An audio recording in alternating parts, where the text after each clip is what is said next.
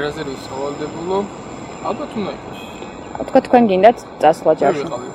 გამოცდილება საკმაოდ დიდი მივიღეს. ის რაც ჩვენ გვეხებოდა და ჩვენი ვალდებულები რაც აგვიხსნეს, იმის თაობაზე საკმაოდ ბევრი სწავლის და ბევრი გავიგეთ. მიუხედავად ძნელბედობისა, საქართველოს გადარჩევა დღემდე აქამდე მოვიდა, ხო? ეს ერთი. იმიტომ რომ აი იცით უბრალოდ გლეხიც კი მებრძოლი იყო თავისებური მაშინ. მაგრამ ეხლა როცა ტექნიკაზე წინ წავიდა, უკვე იმ დონეს ვეღარ ვენდობით და ალბათ გაიარო, რა დაშავდება, ხო? უფრო კაცებად დაგვიბრუნდებია.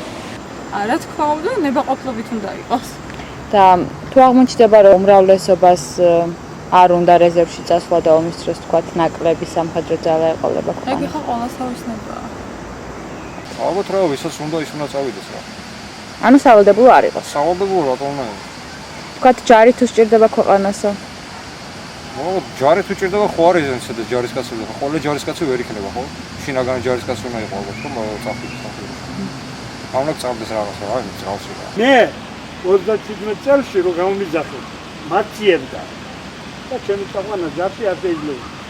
და დამბრაკა კომისია. შეუვარდი კომისარს და უთხარი მე უნდა წავიდი ამ ხანაგები მიდი.